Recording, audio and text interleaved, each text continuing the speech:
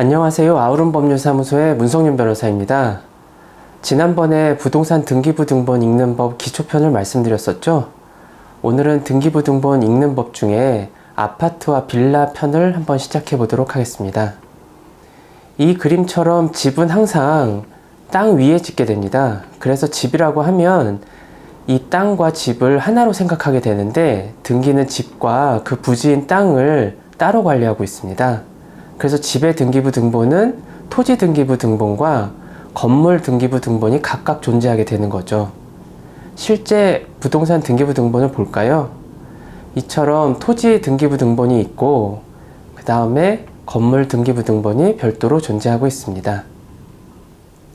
그런데 예전과 달리 요즘은 거의 대부분이 아파트나 빌라에서 살고 있습니다.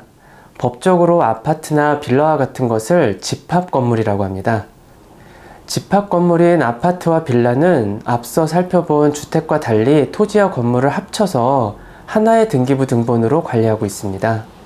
지난번에 부동산 등기부등본은 표제부, 갑구, 을구의 순서로 구성되어 있다는 것을 말씀드렸었죠. 여기서 부동산의 겉모습이 적혀 있는 게 어디라고 했었죠? 네, 맞습니다. 표제부입니다. 단독주택과 아파트, 빌라의 가장 큰 차이는 외관입니다. 그래서 아파트, 빌라의 등기부등본이 단독주택과 차이가 나는 부분은 바로 표제부 부분입니다. 여기서 기억하셔야 되는 용어가 두 개 나옵니다. 전유 부분과 대지권입니다. 전유 부분은 아파트 한 동 중에서 소유하거나 사용하는 부분이라고 생각하시면 됩니다. 예를 들어 103동 401호에 살고 있으면 401호가 전유 부분이겠죠. 그리고 아파트의 경우는 토지 소유권이라고 하지 않고 그것을 대지권이라고 표현합니다. 그래서 대지권은 좀 더 복잡하고 어려운 법률 용어인데 그냥 아파트 부지에 대한 권리라고 쉽게 이해하시면 됩니다. 그럼 아파트나 빌라의 표제부는 어떻게 구성이 되어 있을까요? 미래사성아파트 103동 401호의 부동산 등기부등본입니다. 우선 아파트와 빌라는 집합건물이라고 이렇게 표시가 되어 있습니다. 그리고 집합건물의 경우는 표제부가 크게 두 가지로 나눠져 있습니다.